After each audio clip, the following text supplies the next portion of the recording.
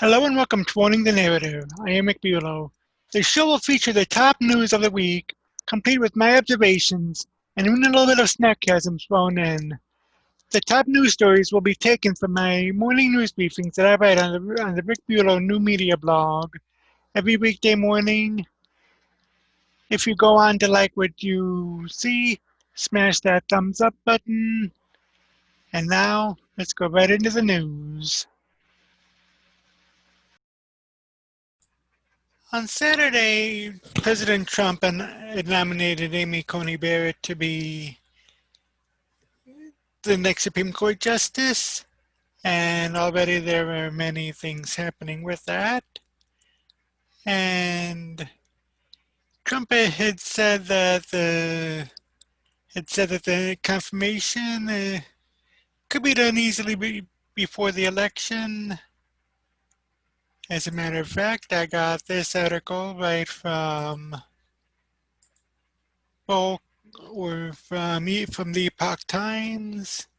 Trump says confirmation of Barrett could be done easily before the election. President Donald Trump on Sunday said the confirmation of Amy Coney Barrett to the Supreme Court will be done quickly and easily before the November election. There is a tremendous amount of time for her nomination, the president said on Sunday. I think we could have it done easily before the election, he told Fox News, adding that they were going to try and have it done quickly while saying I think she'll be confirmed. The president unveiled Barrett as his choice for the Supreme Court on Saturday at the White House, coming about 8 days after Justice Ruth Bader Ginsburg died at age 87. Democrats in the interim have strongly criticized Trump and GOP senators for wanting to replace Ginsburg, saying that the winner of the next election should do so. GOP senators in the White House responded by saying it's Trump's constitutionally mandated duty. Barrett on Saturday said she would faithfully and impartially discharge her duties under the Constitution if she is confirmed to the Supreme Court. I pledge to discharge the responsibilities of this job to the very best of my ability, Barrett said. I love the United States and I love the United States Constitution. She also praised Ginsburg, saying, should I be confirmed, I will be mindful of those who came before me. Barrett also praised former Justice Antonin Scalia, whom she had worked for before his death in 2016, saying his judicial philosophy is mine too. A judge must apply the law as written. Judges are not policymakers and they must be resolute in setting aside any policy views they might hold. Democrats over the weekend began asserting in unison that Barrett would dismantle the Affordable Care Act, also known as Obamacare. She has a written track record of disagreeing with the U.S. Supreme Court's decision on upholding the Affordable Care Act. Democrat nominee Joe Biden, the former Vice President of President Barack Obama, said in a statement she critiqued Chief Justice John Roberts' majority opinion upholding the law in 2012. President Trump has been trying to throw out the Affordable Care Act for 4 years. The Republicans have been trying to end it for a decade. Twice the U.S. Supreme Court upheld the law as constitutional, he added. Meanwhile, Senate Judiciary Committee Chairman Lindsey Graham, Republican South Carolina, said Barrett's confirmation could be done by the end of October. So 16 days from now, we will start the hearings on October 12. Monday will be introduction, opening statements, a statement by the nominee. Tuesday and Wednesday will be question days, and Thursday we will begin the MECA process, he told Fox News on Saturday. A final vote could be held on October 26, he predicted. I hope to get her out of the committee by the 26th of October, he said. That will allow us to follow the normal rules of the committee, and that would be up to Mitch McConnell to what to do after that. But we'll start on the 12th. We'll have 4 days of hearings. Then we'll hold over the nomination for a week, consistent with the rules of the Judiciary Committee. And hopefully we'll come to the floor on the 26th, and that will be up to Mitch McConnell, the Senate Majority Leader. Hold on a minute.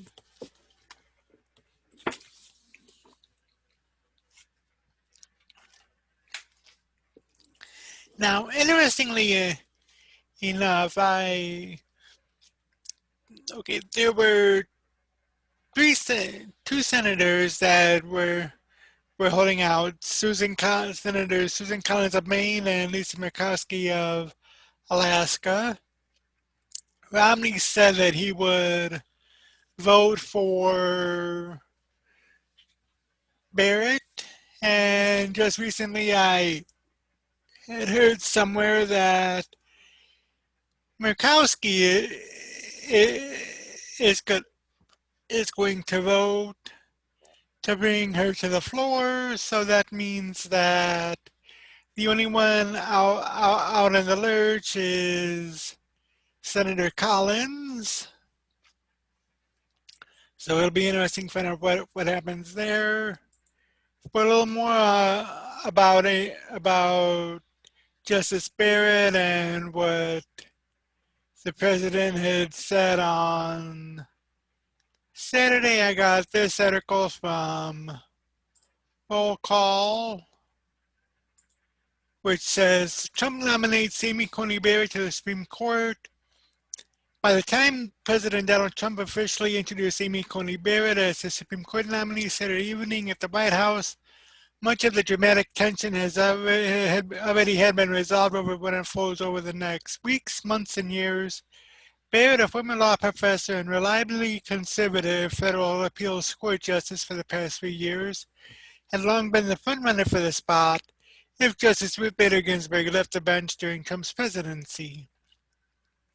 She is a woman of unparalleled achievement, towering intellect, sterling credentials, and unyielding loyalty to the Constitution, Trump said Saturday from the White House Rose Garden. I looked and I studied, and you're going to be eminently qualified for this job. You're going to be fantastic, really fantastic. The Senate Judiciary Committee is expected to begin Barrett's confirmation hearings on October 12. The Associated Press and other news organizations reported Saturday. Barrett gave a nod during her brief remarks to the woman she would succeed to the High Court. Should I be confirmed, I will be mindful of who came before me, Barrett said of Ginsburg, who began her career at a time when women were not welcome in the legal world. But she not only broke glass ceilings, she smashed them, and for that she has won the admiration of women across the country, and indeed all over the world. Barrett pointed to the friendship in person between Ginsburg and Justice Antonin Scalia, who she clerked for, even though they disagreed fiercely in print, and she directly linked her approach to the law to that of Scalia, whose wife Maureen was in the audience. His judicial philosophy is mine too, Barrett said. A judge must apply the law as written. Judges are not policymakers, and they must be resolute in setting aside any policy views they might hold. In the week following Ginsburg's death, the reality show star turned president didn't put much effort into creating a mystery around the big reveal of his pick. The selection leaked to the media a day early. Members of Congress, talking heads, and outside advocacy groups already have been drawing battle lines for Senate Republicans' plan for a quick confirmation process for Barrett in what will be a bright and hot political spotlight. Republicans appear to have enough votes to confirm her as Trump's third High Court appointment, either just before or just after the November 3rd presidential election, barring any major surprises. And both conservatives and liberals seem to agree that Justice Barrett, a former clerk of the late conservative legal icon Justice Antonin Scalia, would firmly establish a 6-3 conservative majority that within months and over the years could push the Supreme Court rightward on contentious issues such as abortion rights, gun control, religious rights, immigration, healthcare, and much, much more. The stakes for our country are incredibly high, Trump said.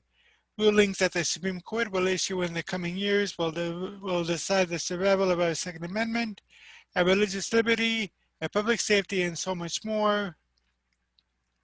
The lack of drama belies the importance of the moment for the direction of the court. David Cole, the National Legal Director of the American Civil Liberties Union, wrote in an op-ed in the Washington Post that if Barrett is confirmed, a diehard conservative would once again replace the civil rights hero, and the resulting shift would be tectonic. With the court composed of 6 conservatives and 3 liberals, it would be extraordinarily difficult for the liberals to win and conservatives to lose. Virtually any ideologically charged dispute, Cole wrote. The the coming confirmation fight will delve into Barrett's record on the U.S. Court of Appeals for the Seventh Circuit, where she will conservatively on some of those topics. Senators will also explore those issues that came up during her confirmation process for that Seventh Circuit seat, such as her writings as a law professor at Notre Dame and her faith, she's Roman Catholic, and its importance to her. Barrett addressed the final part of her comments to Americans and said that if confirmed, she would administer justice without respect to persons and not for those in her own circle. I have no illusions that the road ahead of me will be easy, either for the short term or the long haul, Barrett said. Barrett's backers point to her intelligence, her relative youth, and her rock-solid conservative approach to the law. And she's an everyday American from the heartland who is a working mother of 7 children, including a child with disabilities and 2 children adopted from Haiti, said Mike Davis, the president of Article 3 Project, which advocates for Trump's judicial picks. It appears that Senate debate will do little to determine the confirmation vote. A past confirmations are prologue.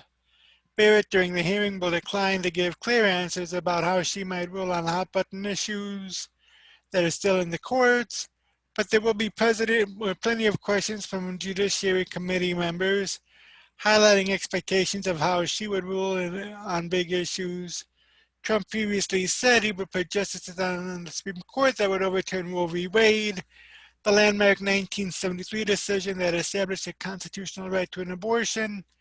Amy Coney Barrett certainly has the support of pro-life Americans who know, perhaps better than anyone else, the danger of activist judges. Jean Mancini, president of anti-abortion organization March for Life, said in a news conference, discussions on those issues will reverberate through an energized political environment ahead of an election that not only will determine which party's president will appoint federal judges during the next 4 years, but which party will control the Senate and therefore the confirmation process. Amid a backdrop of the COVID-19 pandemic and with Trump repeatedly suggesting the presidential election will be contested and possibly decided by the Supreme Court, conservative advocacy group Judicial Crisis Network and liberal advocacy group Demand Justice both announced they would spend millions on the confirmation fight. The public already opposes rushing a court pick through so close to the election, and in selecting Amy Coney Barrett, Trump has chosen the person most likely to turbocharge the intensity of the opposition to this whole process. Brian Fallon, the executive director of Demand Justice, tweeted Friday, Judiciary Committee Chairman Lindsey Graham of South Carolina has not announced a schedule for confirmation hearings, but has announced he backs a confirmation vote on the floor before the election. That means hearings could begin as early as October 12, and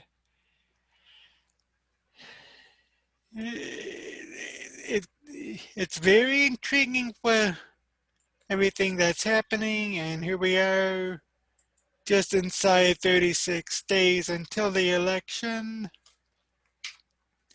So looking at my calendar, we have Monday, October 12th.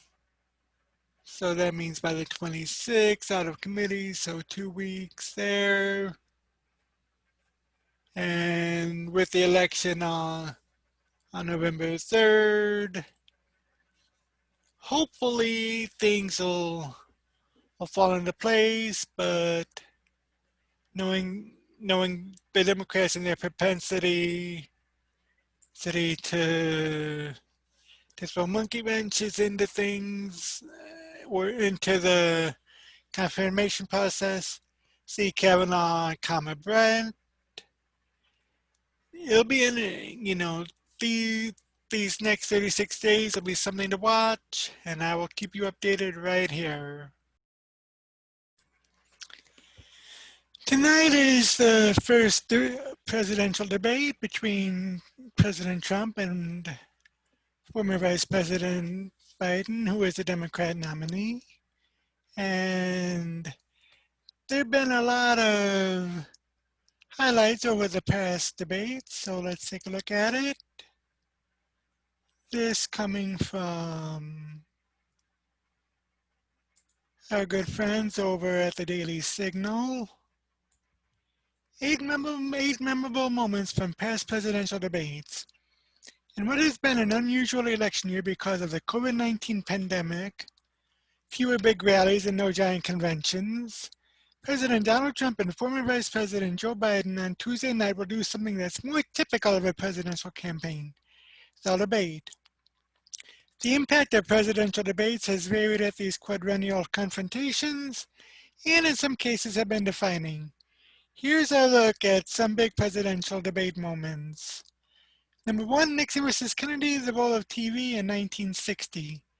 The face-off between Vice President Richard Nixon, a Republican, and his Democrat opponent, Senator John F. Kennedy of Massachusetts, isn't remembered for any major lines, but more as a point in presidential election history. The four debates between the two were best remembered for being the first televised presidential debates. They would be the last until 1976, when debates became a regular quadrennial occurrence. The political story is that Nixon scored points in the debate itself, but couldn't match the photogenic Kennedy on TV. It's frequently been said that those who listened on the radio thought Nixon won, but those who watched it on TV thought Kennedy won. However, there wasn't instant polling at the time to back that up. Kennedy, 43, was running to become the youngest elected president in history. Then Vice President Theodore Roosevelt, 42, was younger when he assumed the office after President William McKinley's assassination in September 1901. Nixon, though only 5 years older than Kennedy, was vice president for 8 years under a popular president, Dwight Eisenhower. As such, even having the debate elevated Kennedy's stature. Now, given the closeness of the race, Kennedy won by 112,827 votes out of 68,329,141 cast. The debate likely had some impact on its outcome. Number two, Ford versus Carter, Soviet domination, 1976. It wasn't until 16 years after the Nixon-Kennedy contest that the next debate took place, in an election that would similarly be won by a razor-thin margin. President Gerald Ford's foreign policy gap became a major problem, as the Republican president was spinning off a challenge from Democrat Jimmy Carter, a former Georgia governor. During the debate, Ford said, there is no Soviet domination in Eastern Europe, and there never will be under the Ford administration. Ford had been lagging in the polls, but they were beginning to tighten. However, the remark was particularly problematic, since the GOP stressed Carter's lack of experience on the world stage and sought to depict the party as tougher in standing up to the Soviet Union in the Cold War than the Democrats. The questioner to Ford followed up, do I understand you to say, sir, that the Russians are not using Eastern Europe as their own sphere of influence? Even given another chance, Ford doubled down. I don't believe that the Romanians consider themselves dominated by the Soviet Union. I don't believe that the Poles consider themselves dominated by the Soviet Union, Ford said. Carter rebutted, I'd like to see Mr. Ford convince Polish Americans and Czech Americans and Hungarian Americans that those countries don't live under the supervision and control of the Soviet Union behind the Iron Curtain. Carter won a close race with 51% of the vote and 297 electoral votes. The Ford debate gap might have been responsible, at least in part, for Carter's margin of victory. Carter versus Reagan, better off, 1980. This is number three. The 1980 polls were very tight between Carter, then the incumbent president, and his challenger, former California Governor Ronald Reagan, the Republican nominee. Though there was significant dissatisfaction with Carter's job performance, Democrats sought to cast Reagan as too conservative and out of the mainstream. The two candidates had only one debate, which Reagan dominated. Reagan had a separate debate with an independent candidate, Representative John Anderson, Republican of Illinois, while Carter declined to be a part of it. In the debate that mattered, Carter was aggressive against his challenger, accusing him of seeking to dismantle the social safety net. Reagan fended off each attack and managed to completely disarm Carter by responding, "There you go again." The defining line was Reagan asking Americans, "Are you better off than you were 4 years ago?" Reagan went on to win a landslide victory with 44 states. With the victory that comprehensive, it's likely neither the debate nor one other factor decided the election. But in the debate, Reagan was able to turn back concerns that he was somehow out of the mainstream and a threat to America. Number 4, Reagan versus Mondale, Age and Youth, 1984. The 1980s have been called the age of Reagan in that he brought a conservative revolution to the United States. But in 1984, his Democrat opponent, Walter Mondale, who had served as Carter's vice president, sought to use Reagan's age as a campaign issue. Reagan was, at the time, the oldest elected president in American history. When he ran for re-election, he was 73. Democrats raised the issue of whether he was up to the job at his age. In the first presidential debate, Mondale seemed to best Reagan, whose performance was rather slower than expected, particularly after a strong showing in the debate 4 years earlier. However, in the second debate, Reagan diffused the issue with his trademark self-deprecating humor. "I will not make age an issue of this campaign," the president said. "I'm not going to exploit for political purposes my opponent's youth and inexperience." Mondale, then 56, could do little else but laugh at the line during the debate, and age was rarely mentioned again. Reagan went on to win in a 49-state landslide and lost only Mondale's home state of Minnesota by a mere 3,761 votes out of 2,084,449 votes cast. Number 5, Quayle versus Benson, no Jack Kennedy, 1988.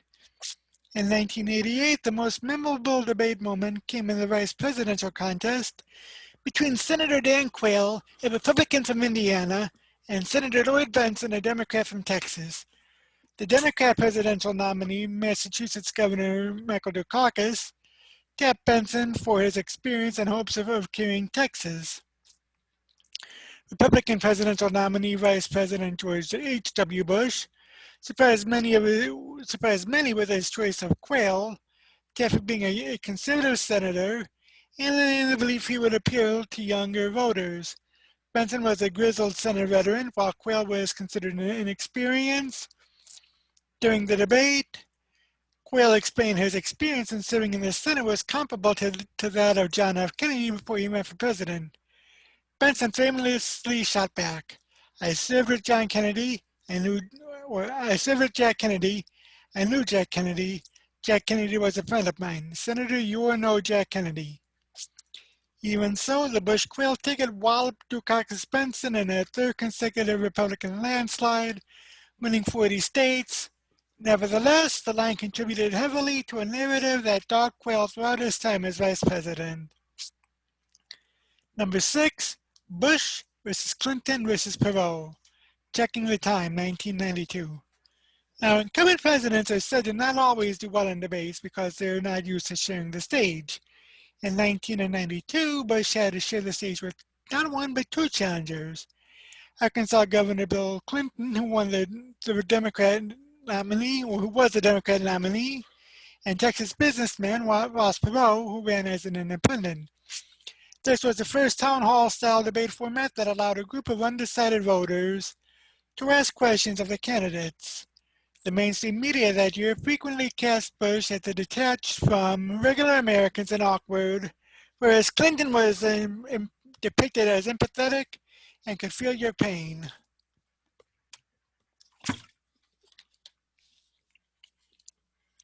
As he was about to take an awkwardly worded question from an audience member, Bush checked his watch. The simple action prompted media speculation that he was somehow bored with the debate process and wouldn't connect. Number 7, Gore versus Bush. The sigh heard around the world. And what was this in 2000? And what was something of a role reversal from 8 years earlier? Clinton's Vice President Al Gore often seemed more aloof than his opponent, the more affable George W. Bush, the Republican Texas governor and son of the former president. During a debate, Gore was heard with audible sighs while Bush was speaking, Similarly, it was during the town hall debate that Gore seemed to reinforce how his opponents sought to caricature him. Gore seemingly walked right up to Bush from behind in what was seen as a move to try to intimidate him. Bush simply turned around, nodded, and continued speaking. Number 8.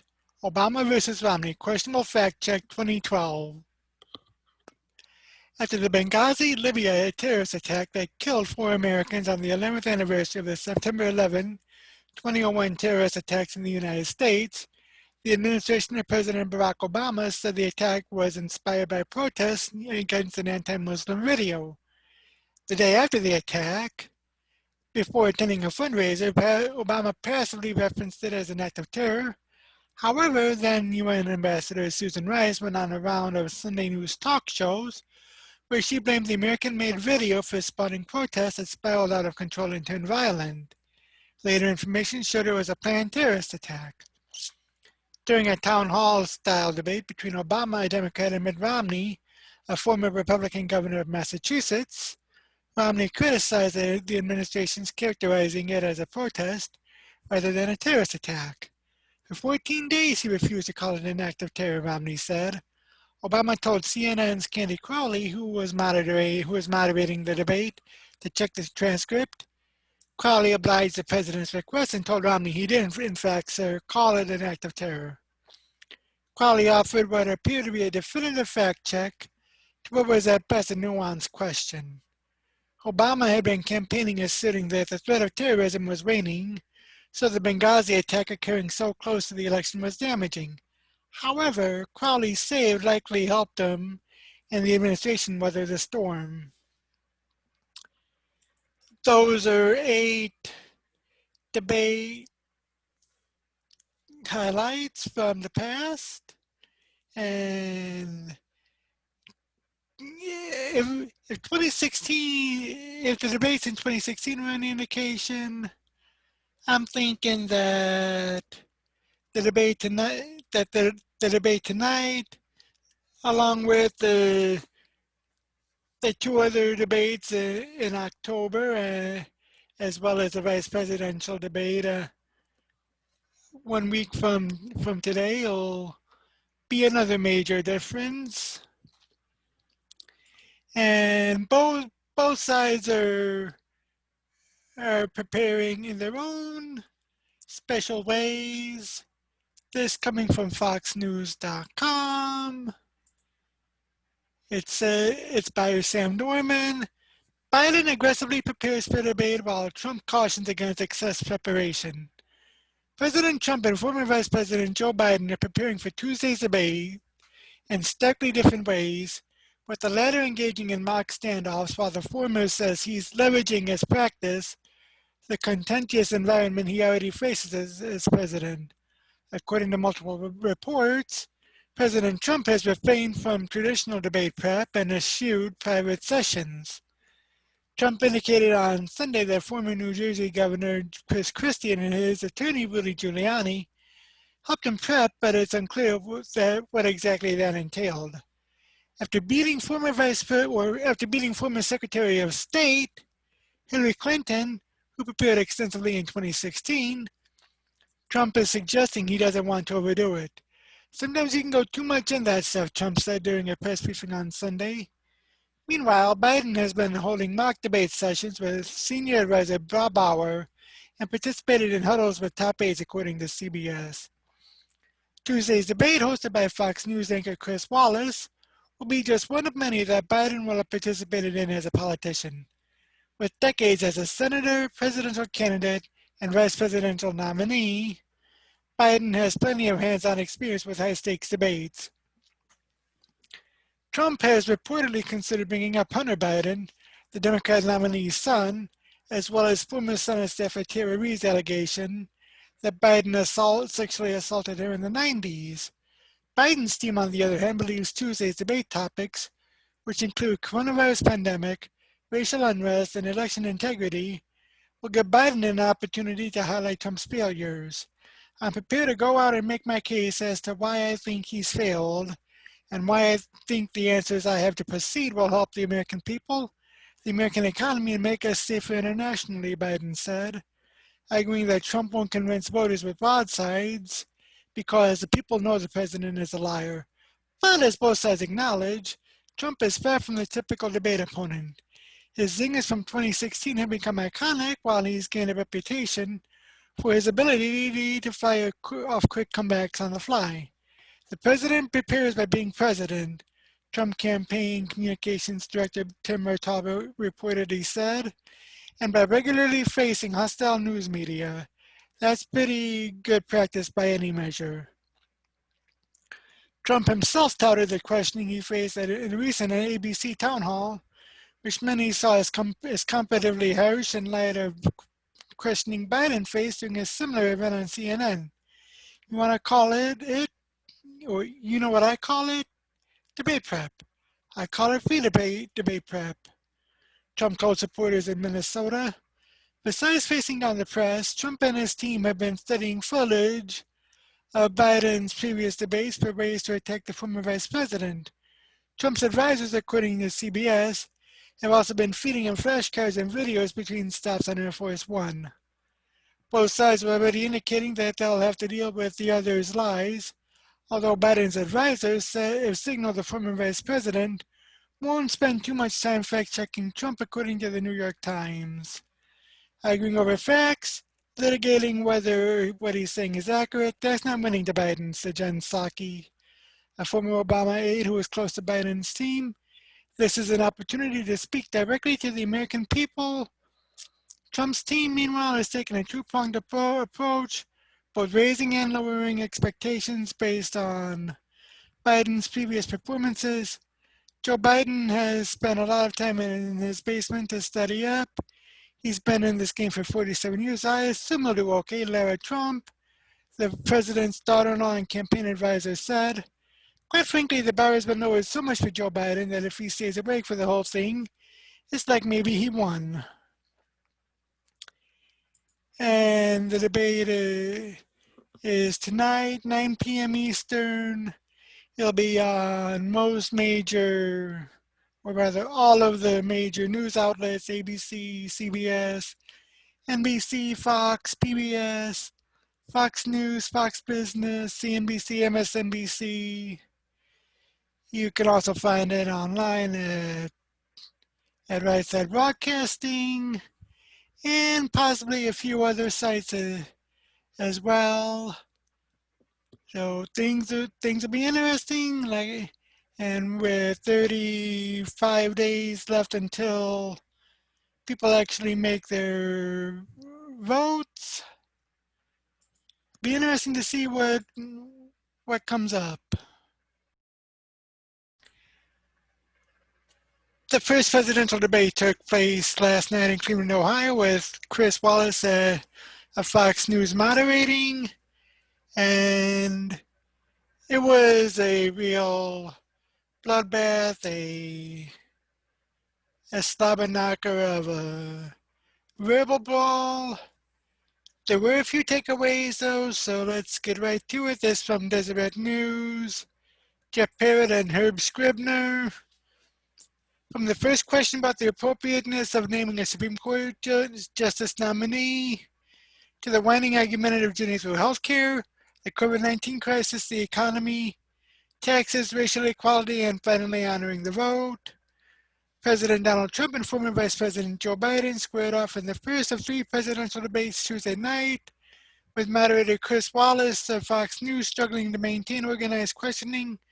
Through the 90-minute encounter, the candidates verbally attacked each other, interrupted each other, and parried from response to response as a national audience of would-be voters measure the candidates' policies and fitness for office. They were left with brief moments of policy discussion interspersed with personal insults and challenges, with Biden, the challenger, at one point saying to Trump, "You are the worst president America has ever had," and Trump attacking the former vice president's son Hunter. Moderator Wallace questioned the president on his taxes and revelations from a New York Times investigation that he paid only $750 in federal income taxes in 2016 and 2017. The president countered that it was not true, and he's paid millions of dollars in federal taxes. Fact-checking was not part of the on-air debate. Public reaction on Twitter ranged from dismay to exhaustion to pity for Wallace, caught between the two candidates, with train wreck and hot mess descriptors flying through social media as not just political pundits, but average Americans struggled to make sense of the debate. When it was over, differences had emerged. Among the takeaways and notable moments, Biden-Trump debate the Supreme Court nominee. Wallace opened the debate asking about the Supreme Court nominee, Amy Coney Barrett. Trump said that he was elected for 4 years, not 3, so he has time, even after the election, to confirm Barrett. Even if he lost the election, we won the election and therefore we have the right to choose her. Biden flipped the answer to say Trump was using the Supreme Court to end the Affordable Care Act. He mentioned women's rights as well. Biden said people should have the right to vote to decide what happens. Trump said people had their way when they elected him to office. He then attacked Biden's healthcare proposals, calling him a socialist. Biden pivoted and talked about Trump's response to COVID-19. When asked what his response would be if Senate Republicans confirmed Barrett, Biden responded by saying people should go out and vote. Folks, do you have any idea what this clown's doing? He's not for any help for people needing health care, Biden said of Trump, before saying millions of people had lost health insurance during the recession. The candidates spoke over each other, with Trump interrupting Biden's rebuttal and then cutting off Wallace, who was trying to pose a question about why the president had not implemented a comprehensive plan to overturn Obamacare, a Trump campaign promise. Gloves come off as Trump and Biden discuss the pandemic. The debate turned its attention to the coronavirus pandemic, a potential COVID-19 vaccine, and how the country has responded to the virus. Trump said he's spoken to companies like Pfizer that can make the COVID-19 vaccine available a lot earlier, but it's a political thing. Trump said the military is all set up to deliver the COVID-19 vaccine. Biden on a COVID-19 vaccine under Trump, I don't trust him at all. Biden, this is the same man who said by Easter it would be gone. Biden attacked Trump for his comment about injecting bleach. Trump said that the comment was sarcastic. Biden said Trump puts pressure on his own scientists. Biden says you can trust the scientists, ones who don't work for Trump and don't face pressure from him. Biden said Trump knew about the coronavirus back in February, but didn't say anything publicly. He either panicked or even looked at the stock market. Trump says Biden would shut down the country if he had been president. Trump, there's nothing smart about you, Joe. If we would have listened to you, the country would have been left open, Trump said of Biden, referring to Trump banning travelers from China entering the U.S. Wallace asked Trump about being at odds with his own government's own scientists. He also asked Trump about the efficacy of masks. I wear a mask when needed, the president said, pulling a mask from the inside of his suit pocket. Masks make a big difference, Biden said. Taxes and economic recovery. Wallace said the economy is recovering faster than expected. Trump has talked about a V-shaped recovery, and Biden has pushed for a K-shaped recovery. We built the greatest country in history. We closed it down because of the China plague, Trump said. He said 200 million Americans would have died if we didn't shut down the economy. He accused Biden of not wanting to shut the economy down. Trump then pivoted towards sports. I'm the one that brought back football. By the way, I brought back Big Ten football, he said. People in Ohio were happy with him for supporting Big Ten football. Wallace asked Trump if he will release his tax records. Trump said he would release them as soon as he is ready. He blamed the Obama administration's tax laws for what he paid in taxes. Biden told Trump to release his tax returns. Biden also said to eliminate Trump's tax cuts. Trump said he paid millions of dollars in taxes, a lot different than the $750 he reportedly paid in 2016, which was one of the biggest news stories from the past week. Trump and Biden went back and forth about how China has impacted the economy. Trump took a shot at Biden's son Hunter Biden and the allegations of his association with businesses in China. Biden countered, said Trump's family, suggesting Trump's family had conflicts of interest, then said that neither his nor the president's family are relevant, but it's the families of those in need who matter. Trump said his family nearly lost millions by coming up from New York to help run the government. Biden and Trump on racial injustice. The conversation turned to racial injustice and race relations and how the two candidates will handle racial injustice. Trump said he had done more for black Americans than any other president in history. Biden said it's about equity, equality, decency, it's about the Constitution, and we have never walked away from trying to restore equality for all Americans. Biden said that there is racial insensitivity in the United States. People need to be made aware of how people feel, what insults them, what demeans them. Trump said there was tremendous division among the Obama-Biden administration. He said it was different. He said it was worse than the division now. Trump said if Biden becomes president, our suburbs would be gone, and you would see problems you've never seen before. Biden said he is from the suburbs. They are full of diversity, people from multiple backgrounds. He said the bigger threat to the suburbs is COVID-19. Thoughts on law and order. Wallace said has been 100 straight days of protests in Portland, and asked Biden if he has ever looked to stop the protests in Portland. But Biden said he doesn't hold public office to take that action. Wallace also asked if Trump would condemn white supremacists and militia groups stoking the violence. The president didn't directly condemn the groups. I was saying, was anything I see is from the left wing, not the right wing. Cowboys stand back and stand by, but I'll tell you what, somebody has to do something about Antifa. Why should voters pick you? The two candidates debated about why voters should support them based on their records. Trump, because there has never been an administration or president who has done more than I've done in 3.5 years. He said he has found success despite the impeachment hoax. Biden, when I was vice president, we inherited a recession. I was asked to fix it, and I did. Well, the candidates accepted the winner of the election. Biden said he wants people to have the right to vote in the election. He said the FBI says there is no evidence that mail-in voting can cause problems. You determine the outcome of this election. Vote, vote, vote. Vote in whatever way is best for you. Biden said he will accept the results of the election after all the votes are counted. Trump encouraged people to vote and said there is going to be a fraud like you have never seen in the upcoming election. I'm urging my supporters to go to the polls and watch very carefully because that is what it has to happen, Trump said. But I see tens of thousands of ballots being manipulated. But if I see tens of thousands of ballots being manipulated, I can't go along with that. The next debates will be October 7, vice presidential debate in Salt Lake City. October 15, second presidential debate in Miami. October 22nd, third presidential debate in Nashville, Tennessee. Now, like I said, I missed the debate last night. I don't know if I'll be able to. I don't know if I'll watch the other debates.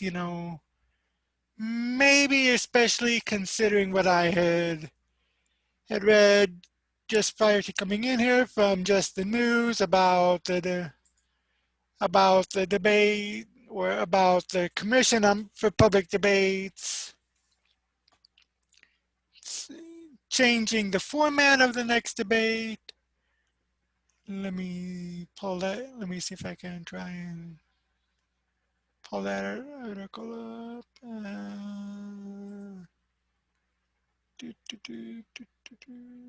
Hold on a minute. I'm looking for that article live. Well, very much. And I'm unable to locate it today. However, I will have it for you tomorrow. But it does say that there is going to be a, a change in the next debate. Aha, found it. Never mind, I found it. And is from justthenews.com, which is John Solomon. So let me bring that up on the share right here for you. Commission on Presidential Debates to modify format for second debate after unruly first debate. That's by Daniel Payne. The Commission on Presidential Debates said Wednesday that it would modify its discussion format ahead of the second debate between President Trump and Democrat presidential candidate Joe Biden. Tuesday's debate had numerous times lapsed into a steaming free-for-all in which Trump and Biden argued with each other outside of the bounds of the event's question and answer format. The Commission on Presidential Debates sponsors televised debates for the benefit of the American electorate, the group said in a press release. Last night's debate made it clear that additional structure should be added to the format of the remaining debates to ensure a more orderly discussion of the issues. The release also stated the Commission would announce those measures shortly and that it intends to ensure that additional tools to maintain order are in place for the remaining debates. And like I said earlier, the next debate is scheduled for October 15.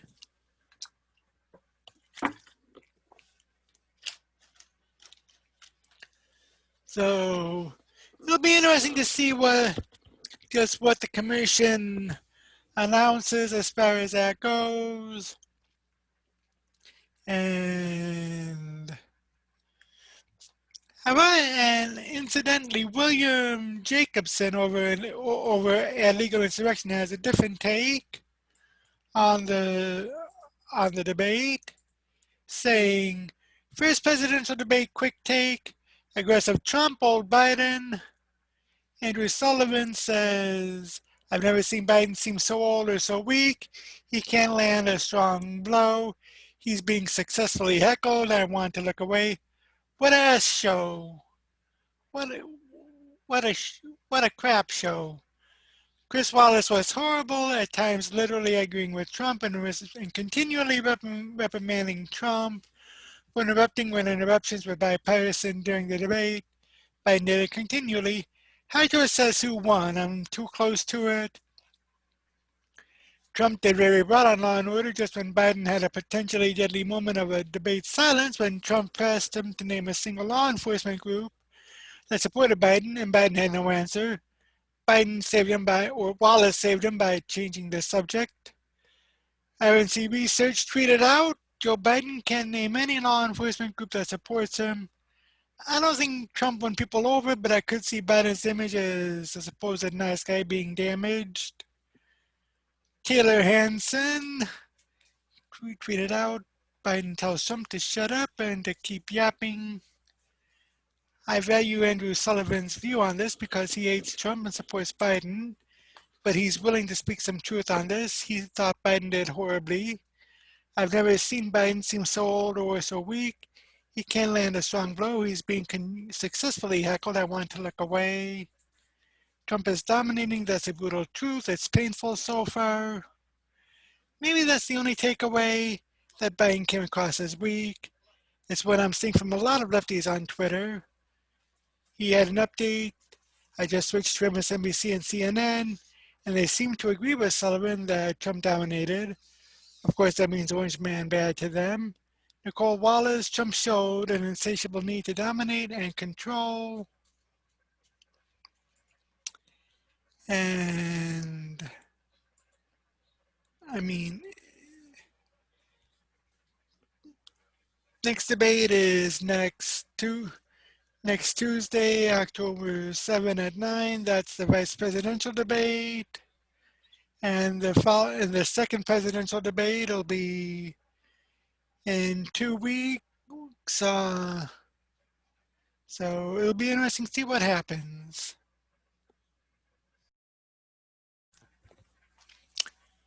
Yesterday I had mentioned that the Commission on Presidential Debates is considering changing the rules for the second debate based on what happened on Tuesday. Here's more information on that. This coming in from foxnews.com. Commission on Presidential Debates carefully considering format changes after first Trump-Biden debate. The Commission on Presidential Debates on Wednesday said the highly contentious first debate between President Trump and Joe Biden made clear that additional structure should be added to the format of the remaining debates in order to ensure a more orderly discussion of issues. The Commission's comments came after Tuesday night's debate in Cleveland, Ohio, included repeated interruptions and both candidates hurling charges and insults at each other. The Commission on Presidential Debates sponsors televised debates for the benefit of the American electorate. The CPD said in a statement Wednesday, last night's debate made it clear that additional structure should be added to the format of the remaining debates in order to ensure a more orderly discussion of the issues. Now, the Commission added that it will be carefully considering the changes that it will adopt and announce those measures shortly. The Commission is grateful to Chris Wallace for the professionalism and skill he brought to last night's debate and intends to ensure that additional tools to maintain order are in place for the remaining debates. The Commission said of the Fox News anchor who moderated the debate, both candidates interrupted each other frequently. According to a Fox News analysis, Biden interrupted Trump 49 times and Wallace 18 for a total of 67 times. Trump, meanwhile, interrupted Biden 71 times, Wallace 74 times for a total of 145 times. According to the analysis, the CPD is sponsoring two more debates for Trump and Biden, one on October 15 in Miami, Florida, and one on October 22nd in Nashville, Tennessee. A vice presidential debate is set for October 7. They're only doing this because their guy got pummeled last night. Trump campaign communications director Tim Murtaugh told Fox News. President Trump was a dominant force, and now Joe Biden is trying to break the refs. They shouldn't be moving the goalposts and changing the rules in the middle of the game. The debate got personal right out the gate Tuesday night with the former vice president calling Trump the worst president America has ever had, and Trump saying that there is nothing smart about Biden. Leading up to the debate, sources close to the Biden campaign told Fox News that the former vice president wouldn't engage in personal attacks or respond to any insults leveled against him by Trump, but Biden, within the first half of the debate, slammed the president in as a liar and a clown and repeatedly called on him to shut up. Will you shut up, man? Biden said to Trump, calling him unpresidential. Later, Biden cut Trump off again, saying, will he just shush for a minute? Meanwhile, the president slammed Biden, saying the former vice president is not smart. Don't ever use the word smart with me. Trump said nothing is smart about you, Joe. The president, when asked about his campaign rallies, said that Biden doesn't hold events because nobody shows up to his events. People want to hear what I have to say, Trump said. The debate shifted to taxes. Biden vowed to repeal the Trump tax code, and the president cut him off, questioning why he hadn't proposed a better tax plan during his 47 years in Washington. Because you and President screwing things up, Biden said, you're the worst president America has ever had. Now, like I said yesterday, I personally did not watch the debate. However, at the same time, things are, from what I had read, both sides were at fault. And as such, you have the, there has to be some sort of decorum and semblance. I do agree with that. And Biden, believe it or not, has a few ideas on how that should be. And this from justthenews.com. Hold on a minute.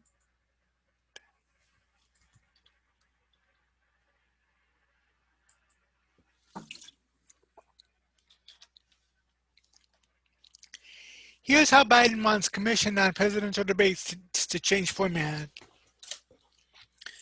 Tuesday night's presidential debate was, by most accounts, a train wreck. Aside from where viewers stand politically, the debate was marred by the two candidates endlessly interrupting each other. Then the moderator lost control and chaos reigned, and there are still two more debates. The Commission for Presidential Debates on Tuesday announced that the next debates would include a new format, saying details will be released soon. Last night's debate made clear that additional structures should be added to the format of the remaining debates to ensure a more orderly discussion of the issues. The CPD said in a statement, the CPD will be carefully considering the changes it will adopt and will announce those measures shortly. Biden offered an idea while on the campaign trail in Ohio. I just hope there's a way in which the debate commission can control the ability of us to answer the question without interruption. I'm not going to speculate on what happens in the second or third debate. My hope is that they're able to literally say, the question gets asked of Trump, here's a microphone, he has 2 minutes to answer the question, no one else has a microphone. I don't know what the actual rules are going to be literally, but that to me seems to make some sense. It's a highly unusual move for the CPD to change rules in the middle of the debates. The two candidates' teams spent weeks negotiating over the rules, so last minute changes don't happen often. If the commission follows Biden's call, it would be tantamount to the Democrat dictating debate rules. Trump team would almost certainly object, putting the commission in the position of making a rule agreed to by one candidate but not the other. Tuesday's moderator, Fox News host Chris Wallace, was roundly criticized for losing control of the debate, but the CPD acknowledged the tough task he had trying to corral the two candidates.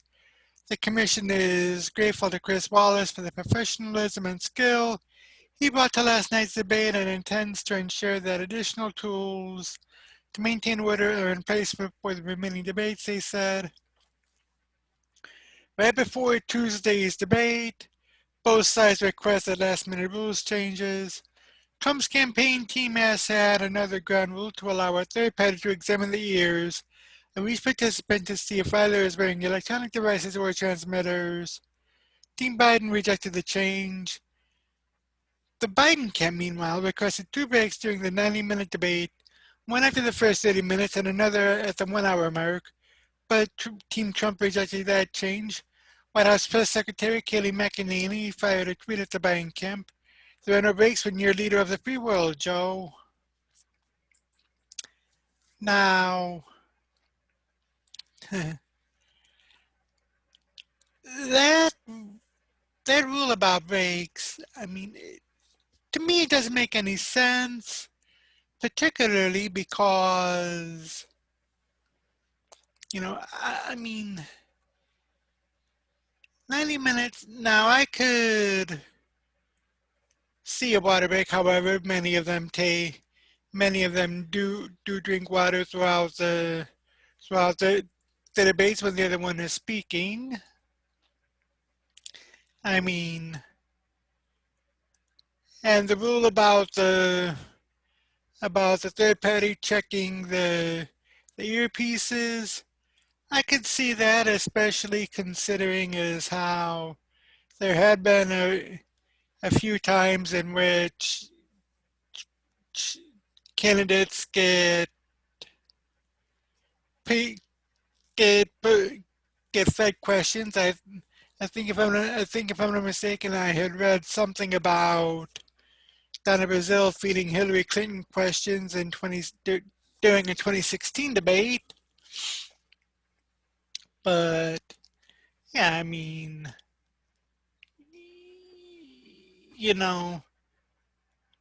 let both sides go. As a matter of fact, and I'll get to it a little later, there is one person who said just let him fight. And there is a future presidential debate moderator sharing a tweet. If let's get to that article from This coming from the Washington Examiner. A future presidential moderator shared a tweet asking if President Trump would abide by new debate protocols set by the Commission of Presidential Debates.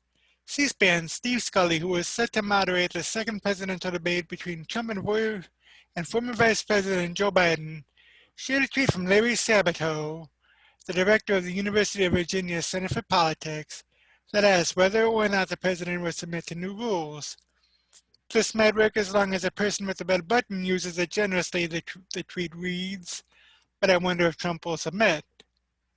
The rules will reportedly provide moderators with the ability to prevent candidates from talking over each other by muting their microphones. The commission issued a statement on Wednesday saying that it was considering additional structure to allow both sides to have adequate time to speak. The CPD will be carefully considering the changes that it will adopt and will announce those changes shortly. The commission is grateful to Chris Wallace for the professionalism and skill he brought to last night's debate and intends to ensure that additional tools to maintain order are in place for the remaining debates, the statement reads. Fox News' Chris Wallace, who was a moderator of the chaotic first debate, told the New York Times that he never dreamt the discourse between Trump and Biden would go off the tracks the way it did. Scully is scheduled to moderate the presidential debate in Miami on October 15.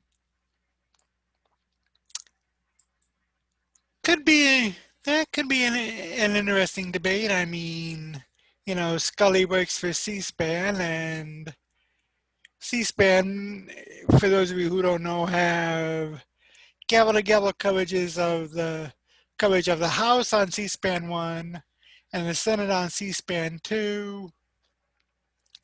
So, should be interesting to see what happens there. However, there is one person who says, just do away with the rules and let them fight. Let the debaters fight. This coming from the National Review and David Harsanyi. Let them fight. President Trump and Democrat nominee Joe Biden. There's a picture. Traditional presidential debate formats have long since grown stale. We can do better. We need to blow up the traditional debate formats, not because there was too much mayhem in last night's contest, but because the mayhem wasn't constructive enough. The Commission on Presidential Debates is now apparently considering allowing moderators to cut candidates' mics mid-debate. As with most issues pertaining to the debates, the Commission has it backwards. We don't need more rules, we need more open-ended discussion. I'm positive a Joe Rogan moderated debate would have been more enlightening than the spectacle we were subjected to yesterday. And without any need to cut either candidate's mic, most good podcasts feature free-form conversations that organically converge on the most revealing or contentious aspects of a topic. They have, in other words, what a presidential debate should be. Now, whereas Rogan makes a living skillfully steering such debates, moderators tend to ruin debates, as we saw last night. Chris Wallace is a fine one-on-one interviewer with a talent for playing devil's advocate, and he does well when tasked with moderating a panel, but his temperament was unsuited to last night's proceedings.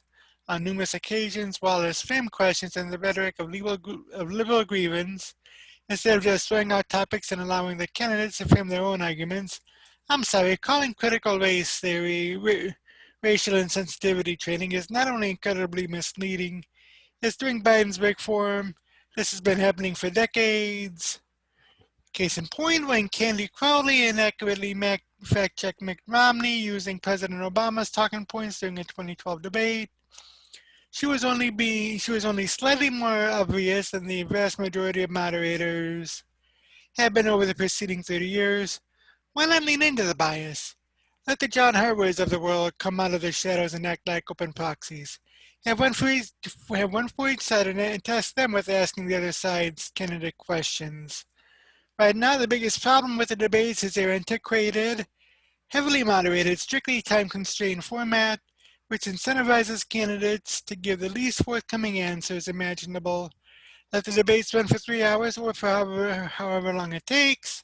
Stop inviting candidates with the topics of discussion beforehand. Allow them to go at it rather than reining them in every time they accidentally stray into some useful back and forth. If a candidate wants to be overly aggressive and interrupt his opponent, let him. He's the one risking being seen as a bully by voters. Traditional debating rules, developed over hundreds of years, are effective when an issue is being argued over by two cerebral combatants, but it doesn't work in a wide-ranging conversation between two partisans. Institutional media types like to romanticize presidential debates, but Reagan's best moments were quips, Obama's were sermons, and Nixon lost because he didn't have makeup on. These things have been tedious exercises in showmanship, gotcha zingers, and stale talking points. We can do better. Just let them fight. Now, I have not heard Joe Rogan's podcast, in its entirety. However, I had read some some highlights here and there. I myself am a huge fan of a podcast. So why not just have an open ended, you know, just let them go, let them go at it, and just have have everything just out there. Just a wide range of topics. I mean, I personally would probably watch a Joe Rogan or Dan Bongino moderate host a debate. I mean, we are in the 21st century. So some of those rules, if I'm not mistaken, were for a modern or for a bygone era. We are in the era of social media, new media. So let's just go straight out. In an already hectic campaign season with the coronavirus and hindering many of the campaign stump speeches and even the conventions, we see that the president and First Lady had come down with the coronavirus. This coming from BizPack Review. Okay, well, let's go to the Federalist first. Sorry about that. President Trump, First Lady, test positive for COVID-19. This by Emily Jashinsky. President Trump and First Lady Melania Trump tested positive for COVID-19 on Thursday night, posting at 12:54 a.m. to say, "Tonight, Flotus and I have tested." The president made the announcement on Twitter, posting at 12:54 a.m. to say, "Tonight, Flotus and I tested positive for COVID-19. We will begin our quarantine and recovery process immediately. We will get through this together." The diagnosis came hours after news broke that Hope Hicks, one of Trump's closest advisors, had tested positive for the virus as well, just 2 hours before announcing his condition. Trump tweeted about Hicks to indicate that he and the First Lady would be quarantining while they waited on test results. Hope Hicks, who has been working so hard without even taking a small break, has just tested positive for COVID-19. Terrible. The First Lady and I are waiting for our test results. In the meantime, we will begin our quarantine process. Trump's diagnosis comes just over 30 days before the November election. While the country battles a pandemic, struggling economy, and racial unrest, stock futures dropped shortly after the president's announcement. Breaking stock futures sharply fall after President Donald Trump tweets he's been tested positive for coronavirus. That from CNBC Now. The Centers for Disease Control and Prevention currently advises most persons with COVID-19 illness, isolation, and precautions can generally be discontinued 10 days after symptom onset and resolution of a fever for at least 24 hours without the use of fever-reducing medications and with improvement of other symptoms. For persons who never develop symptoms, the CDC says isolation and other precautions can be discontinued 10 days after the date of their first positive test. Trump debated Democrat presidential candidate Joe Biden on Tuesday night and hosted a rally in Minnesota on Wednesday. Among other meetings on his public schedule this week, he had been slated to host rallies in Florida and Wisconsin over the weekend, and in Arizona on Monday. Melania Trump tweeted out on the Florida's Twitter account, as too many Americans have done this year, POTUS and I are quarantining at home after testing positive for COVID-19. We are feeling good and I have postponed all upcoming arrangements. Please be sure you are staying safe and we will all get through this together. In her tweet, the First Lady said she and the President were feeling good. Please be sure you are staying safe and we will get through this together, she added. And that from the Federalist, and I mean, look, the virus is most definitely real. I mean, we're seeing it in the news. We're seeing it on on the internet. I'm seeing it through my Facebook with a couple of people that I know that have had it. You see, the media is overhyping the virus, making it out to be bigger than it is. I mean, as a matter of fact, on on Facebook, there's a lady who's going who was going through those whom we have lost during the pandemic of 1919. Her name is Iris Parshall. At least I think that's a she, but Iris had been posting, who all we had lost. I highly recommend you you look up that name and follow what it says. And it, it's the it's the media hype that is causing many Americans to not trust it. And out of everything, one good thing that comes out of this is that even the top critics of the president are wishing him well.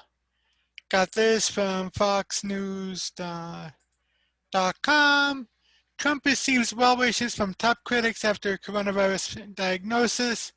Shortly after President Trump announced he and First Lady Melania Trump had tested positive for COVID-19, a number of the president's fiercest critics wished him well as he battles a disease that has already left more than 205,000 Americans dead.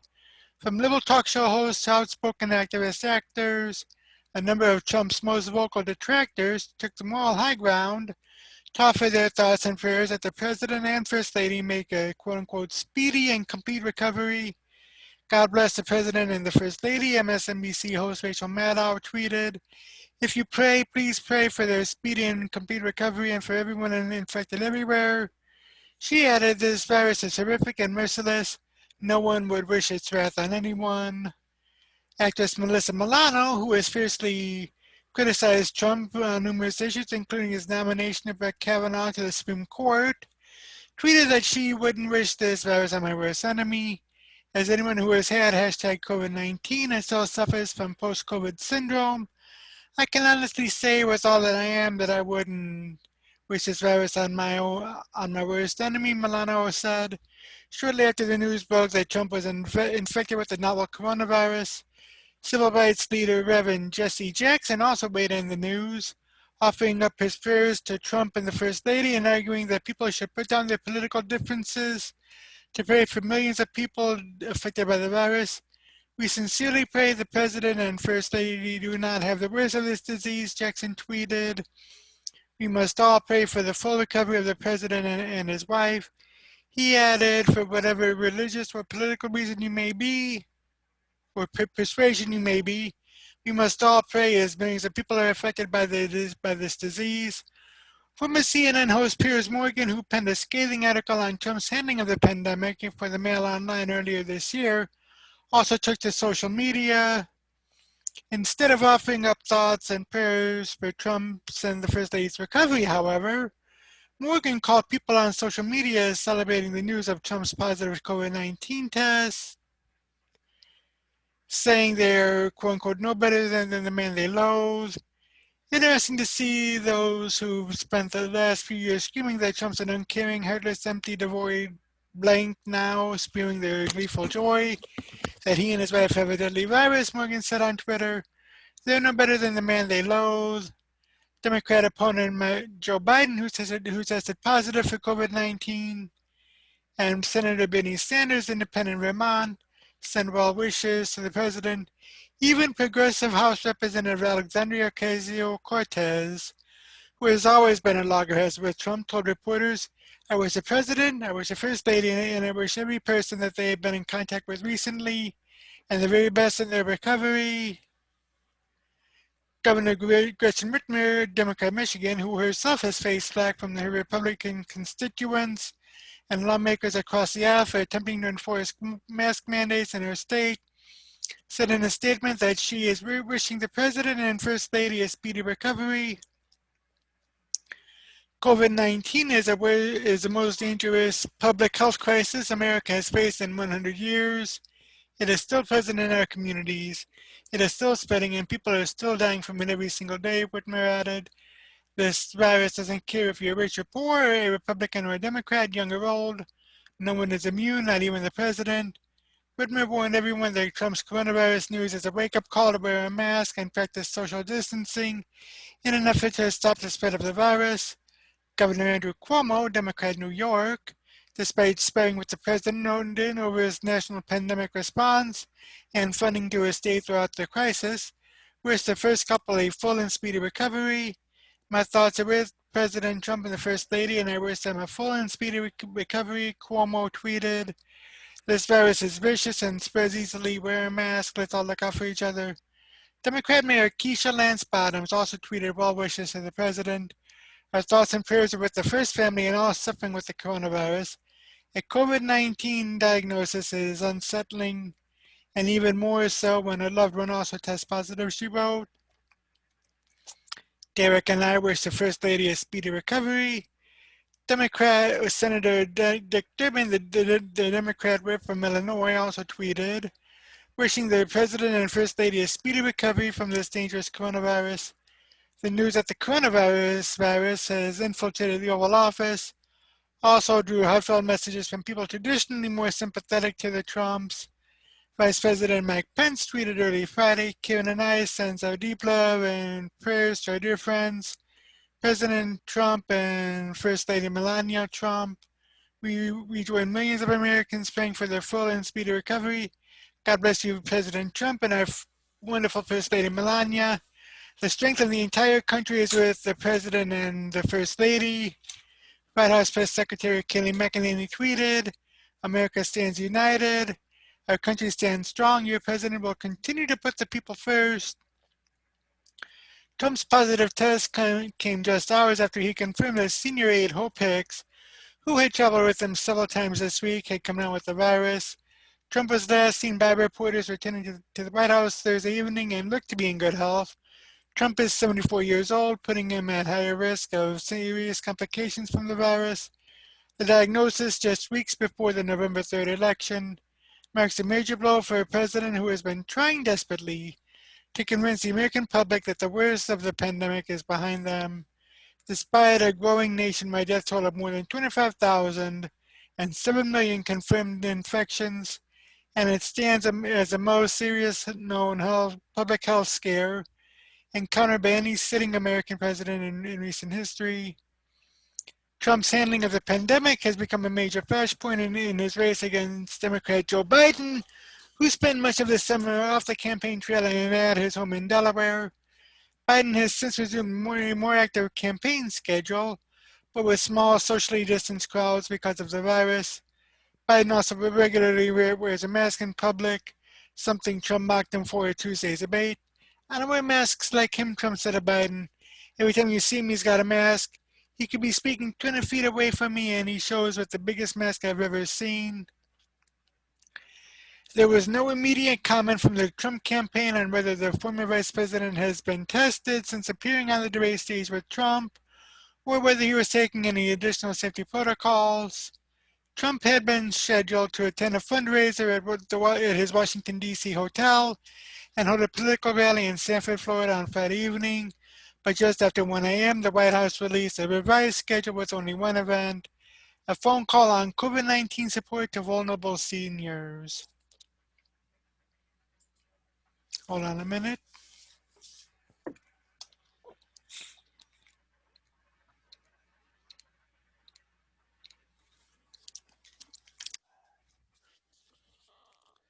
Now, I send my deepest prayers and support to the president as well as to anyone who gets tested and who tested positive for this. Even if it is a false positive, praying that it's a false positive, but and hoping that it is a false positive, but expecting the worst. I mean, who knows what's gonna happen? I'll be giving you an update when I come back next week and do these videos up, as well as post a couple of things probably on my new media blog. I don't know just yet, but prayers are with you, Mr. President. And that's going to do it for the news for this week. I am Mick Bulow. Again, if you like what you watch, please go ahead and hit the thumbs up button. Also subscribe and tell your friends, tell your neighbors, tell an enemy or two even. And I will be back next week. Until next time, peace.